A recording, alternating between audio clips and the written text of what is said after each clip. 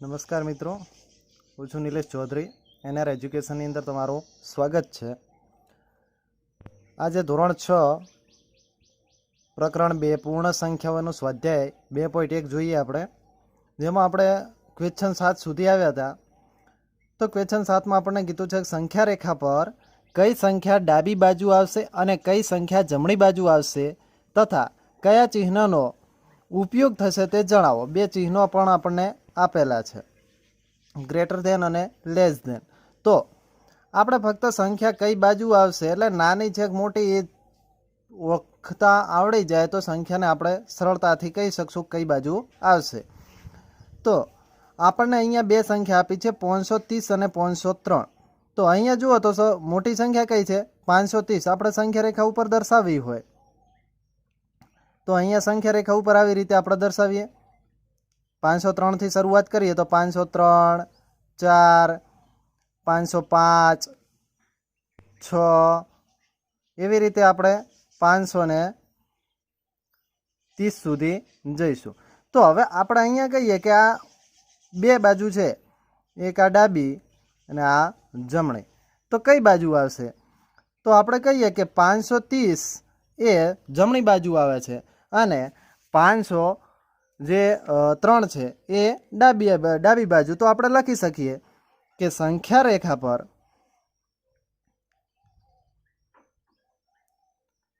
503 એ 530 ની ડાબી બાજુ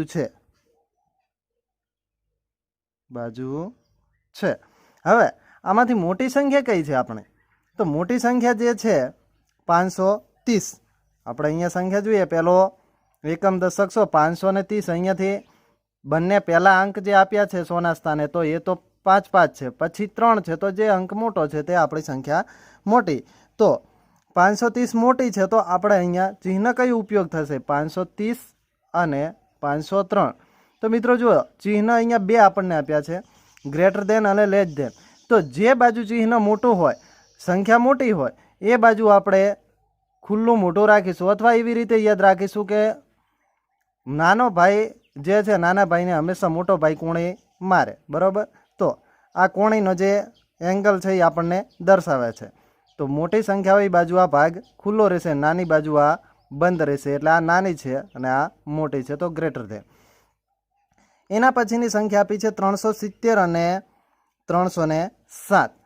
હવે 370 ને 307 આપી છે, તો 370 અને 7 ને આપણે દર્શાવીએ તો કઈ દર્શાવીએ? તો કહી શકીએ કે સંખ્યા રેખા ઉપર 307 એ સંખ્યા રેખા પર 307 એ 370 ની ડાબી બાજુએ છે।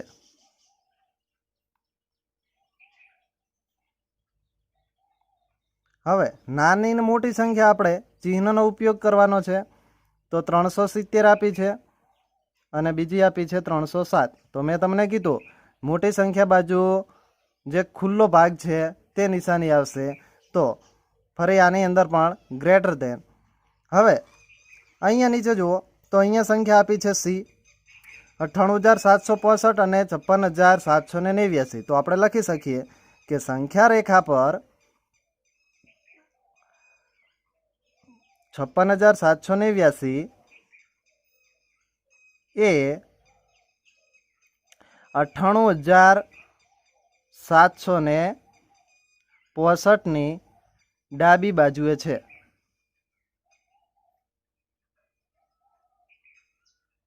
ચાલો, એ ડાબી બાજુએ છે। હવે ચિહ્ન કયું વપરાશે? તો 98,765 મોટા કે 56,789 મોટા? તો જે મોટી સંખ્યા છે એ બાજુ ખુલ્લો ભાગ રહેશે, તો આપણે ફરી અહીંયા ગ્રેટર ધેનનો ઉપયોગ થશે। હવે એના પછીની સંખ્યા આપણને આપી છે એકમ દશક 100 1000 10,000 લાખ 10 લાખ। તો 98,30,415। અને બીજી સંખ્યા આપી છે એકમ દશક 100 1000 10,000 લાખ 10 લાખ ને કરોડ, 1,23,001। તો હવે મિત્રો 1 કરોડ મોટા કે 98 લાખ? તો આપણને સરળતાથી ખબર પડી શકે કે 1 કરોડ એ મોટી સંખ્યા છે। આપણે લખી શકીએ કે સંખ્યા રેખા પર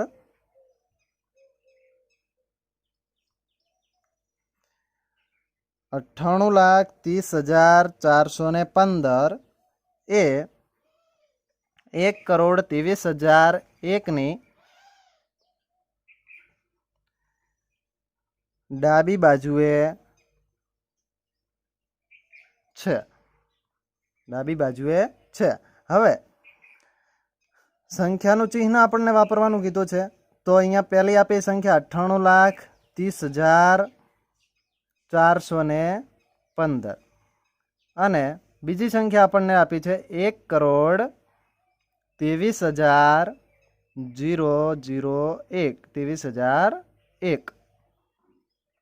તો હવે આ સંખ્યા મોટી છે તો ચિહ્ન બદલાઈ જશે. જે બાજુ મોટી સંખ્યા એ બાજુ ખુલ્લો ભાગ, તો લેસ ધેન. આ ગ્રેટર ધેન તો આ લેસ ધેન. ઓકે મિત્રો, તો હવે ક્વેશ્ચન 8 જોઈએ.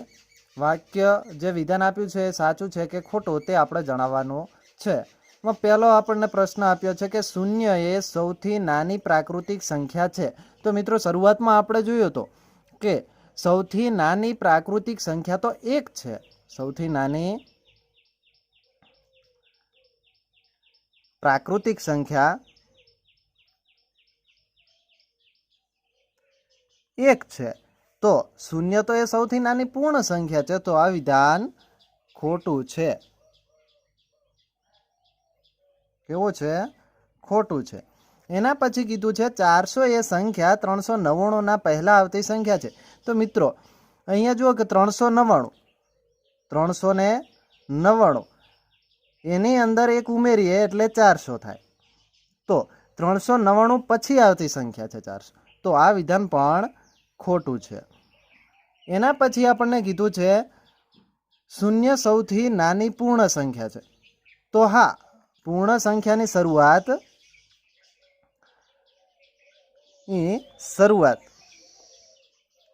શૂન્યથી થાય. શાની થાય સાહેબ? શૂન્યથી થાય. તો આ વિધાન ખરું છે. એના પછી છે 600 એ સંખ્યા 599 પછી આવતી સંખ્યા છે. 600 સંખ્યા જે છે એ 599. તો હા, આ વિધાન ખરું છે. કારણ કે 599 પ્લસ 1 બરાબર 600. પાંચમો આપણને આપ્યું છે કે દરેક પ્રાકૃતિક સંખ્યા પૂર્ણ સંખ્યા છે. તો દરેક પ્રાકૃતિક સંખ્યા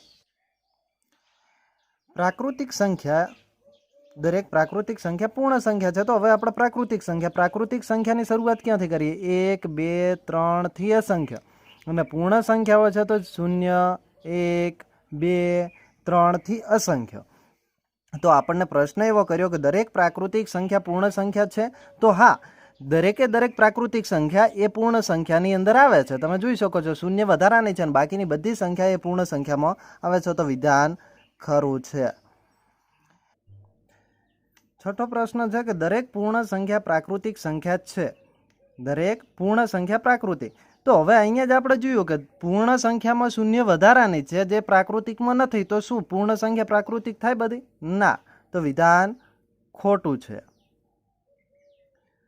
સાતમો પ્રશ્ન આપણને કીધો છે કે 2 અંકોની પૂર્ણ સંખ્યાની પહેલા આવતી સંખ્યા 1 અંકની ન હોઈ શકે. તો 2 અંકની સંખ્યા આપણે જોઈએ 10. આ 2 અંકની પૂર્ણ સંખ્યા, એની પહેલા આવતી સંખ્યા એટલે -1 બરાબર 9. 2 અંકની પૂર્ણ સંખ્યાની પહેલા આવતી સંખ્યા 1 અંકની ન હોઈ શકે. તો -9. તો આ 1 અંકની છે. તો વિધાન ખોટું છે. વિધાન ખોટું છે. આઠમો પ્રશ્ન જોઈએ. 1 એ સૌથી નાની પૂર્ણ સંખ્યા છે.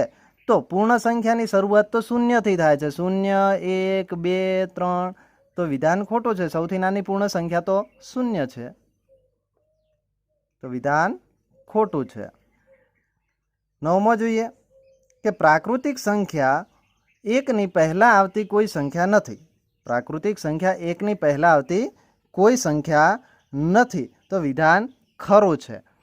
પ્રાકૃતિક સંખ્યાની શરૂઆત 1 થી થાય, 1, 2, 3 થી અસંખ્ય. તો એની પહેલા કોઈ સંખ્યા આવતી નથી. વિધાન ખરું છે. એના પછી 10મું આપણને કીધું કે પૂર્ણ સંખ્યા એકની પાસે તેની પહેલાં આવતી કોઈ સંખ્યા નથી. પૂર્ણ સંખ્યા એકની પાસે આવતી કોઈ સંખ્યા નથી, તો વિધાન ખોટું છે. પૂર્ણ સંખ્યા એકની પહેલાં કોણ આવશે? 0, પછી 2 આવે, બરાબર? તો એકની પહેલાં 0 આવે છે, વિધાન ખોટું છે.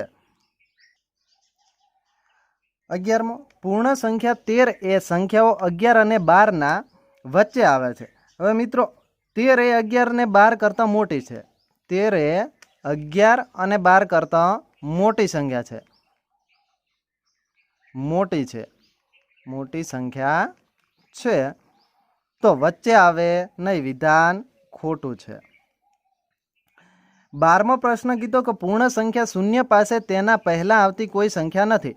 તો વાત સાચી છે કે 0, 1, 2 થી અસંખ્ય સુધી પૂર્ણ સંખ્યાની શરૂઆત 0થી થાય છે, તેની પહેલાં કોઈ પૂર્ણ સંખ્યા નથી, વિધાન ખરું છે. અને 13મો પ્રશ્ન, 2 અંકોની સંખ્યા પછી આવતી સંખ્યા હંમેશા 2 અંકની જ હોય. 2 અંકની સંખ્યા પછી આવતી સંખ્યા, 2 અંકોની સંખ્યા 99 લઈએ આપણે, એના પછી આવતી હંમેશા 2 અંકની સંખ્યા જ હોય. હવે 99 પછી આવતી સંખ્યા આપણે લઈએ, 99 પછી 1 ઉમેરીએ તો કેટલા થશે? 100. તો આ 3 અંકની થઈ ગઈ સંખ્યા, તો વિધાન ખોટું છે. તો આ સાથે સ્વાધ્યાય 2.1 પૂરું થાય છે મિત્રો. જો ચેનલને હજી સબસ્ક્રાઈબ ના કરી હોય તો સબસ્ક્રાઈબ કરવી અને શેર કરવા વિનંતી. ધન્યવાદ.